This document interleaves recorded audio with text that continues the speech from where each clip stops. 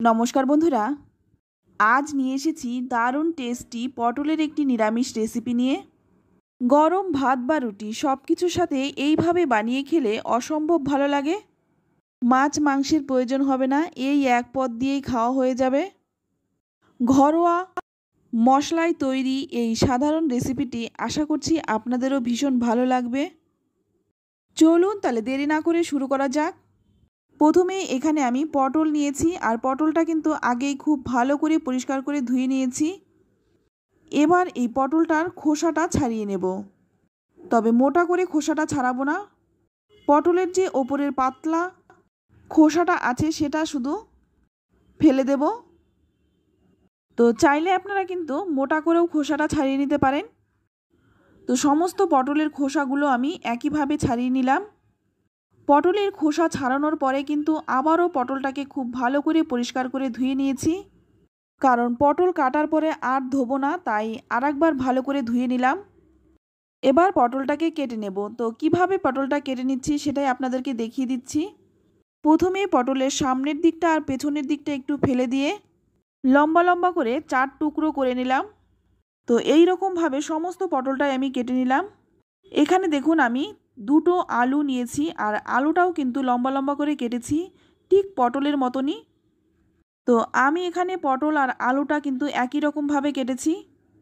তো আপনারা কিন্তু আপনাদের পছন্দ মতো কাটবেন, তবে যেভাবেই কাটেন একই রকমভাবে আলু পটল কেটে নেবেন।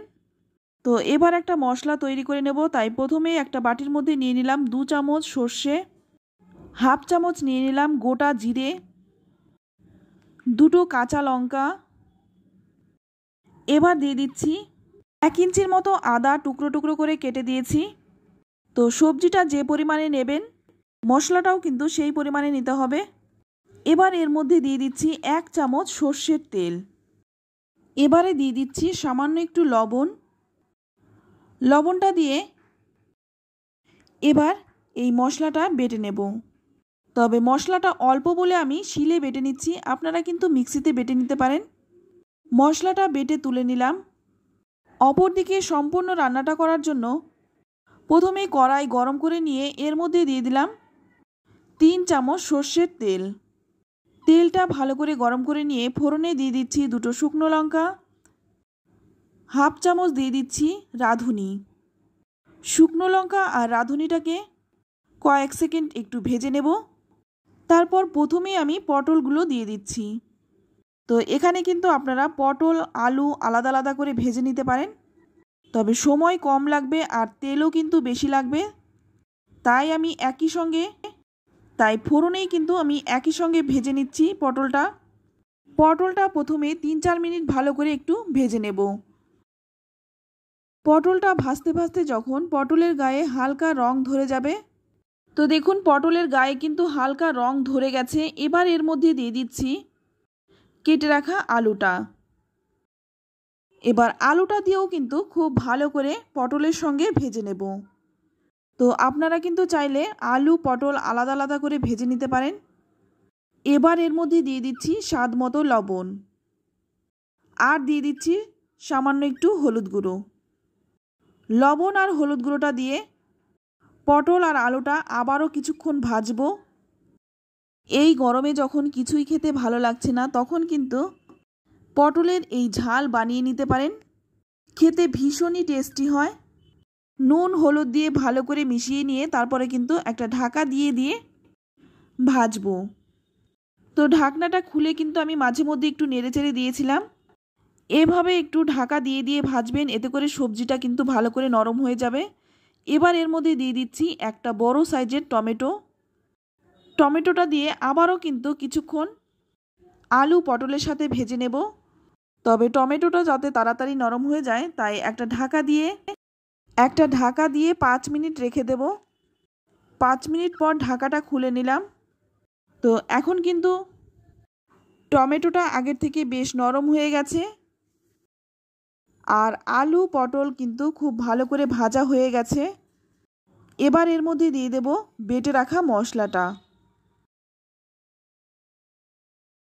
সম্পূর্ণ মশলাটা দেওয়ার পর মশলাটা যাতে নষ্ট না হয়, তাই মশলার বাটিটা ধুয়ে সামান্য একটু জলও দিয়ে দিলাম।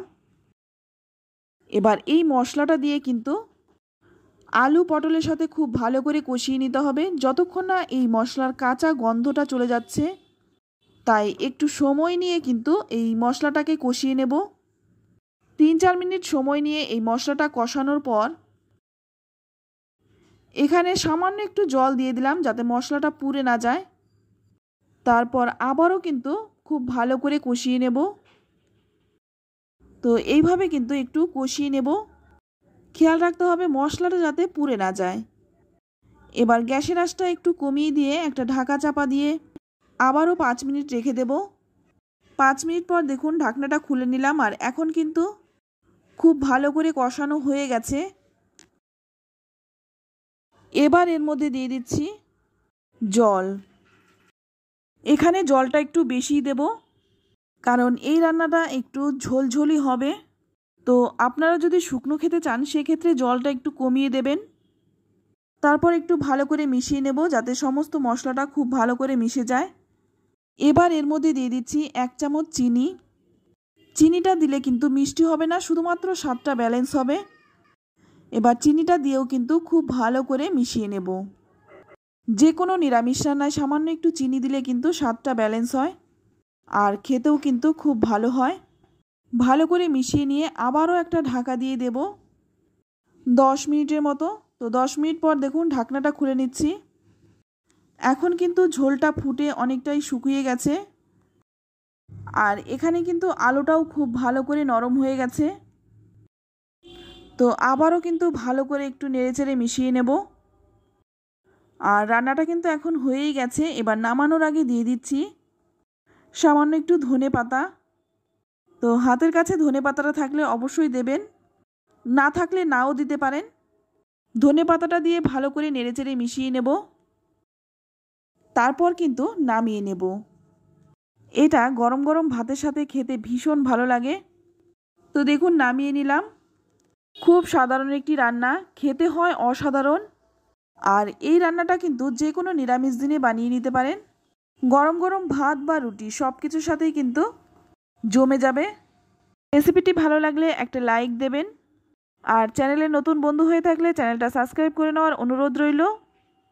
তো একবার হলেও রান্নাটা করুন, খেয়ে তারপর কমেন্টে লিখে জানান খেয়ে আপনাদের কেমন লাগলো। ভালো লাগলে আত্মীয় স্বজন বন্ধু বান্ধবের সাথে শেয়ার করুন। তো আজ এই পর্যন্ত, আবারও নিয়ে আসবো অন্য কোনো নতুন রেসিপি। সকলেই ভালো থাকবেন, সুস্থ থাকবেন। ধন্যবাদ।